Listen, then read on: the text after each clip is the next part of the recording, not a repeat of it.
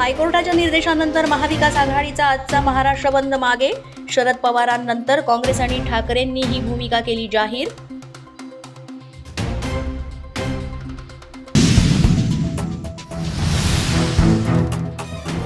पुण्यामध्ये शरद पवार आज बाबासाहेब आंबेडकरांच्या पुतळ्यासमोर निषेध आंदोलन करणार, तर मुंबईमध्ये उद्धव ठाकरे शिवसेना भवनासमोर आंदोलन करणार.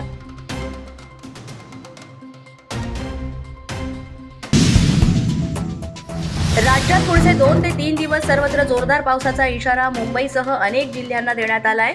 यामध्ये ऑरेंज अलर्ट जाहीर करण्यात आलाय, तर विदर्भासह उत्तर महाराष्ट्रामध्येही पावसाच्या सरी कोसळणार. राज ठाकरेंची सकाळी नागपूरमध्ये पत्रकार परिषद. नागपूर अमरावतीच्या पदाधिकाऱ्यांची राज ठाकरेंची भेट. राज ठाकरेंशी साधणार संवाद.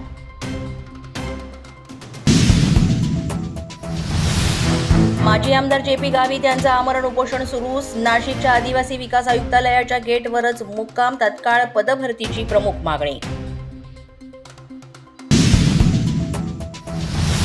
मुंबईतील सांताक्रूज पूर्व आणि अंधेरी पूर्वसह दादरमध्ये कमी दाबाने पाणी पुरवठा, तर काही भागात पाणी पुरवठा बंद राहणार.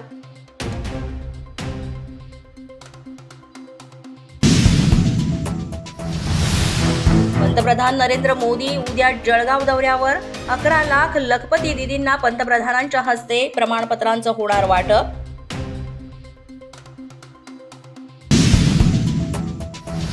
मुंबई गोवा महामार्गावर जड वाहनांना वाहतुकीसाठी बंदी. गणेशोत्सवासाठी सरकारचा मोठा निर्णय.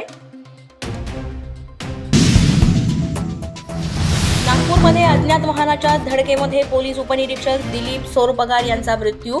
अपघातानंतर मदत न मिळाल्यानं रस्त्यात राहिले पडून.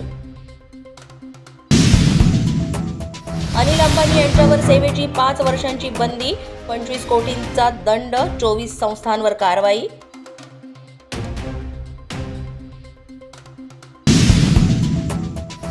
अलिबागमध्ये रिसॉर्टमध्ये फ्रॉड कॉल सेंटर सुरू होतं. अमेरिकेतल्या नागरिकांना फसवून लाखो रुपये लुटण्याचा प्रकार उघड. रायगड पोलिसांकडून 35 जण ताब्यात.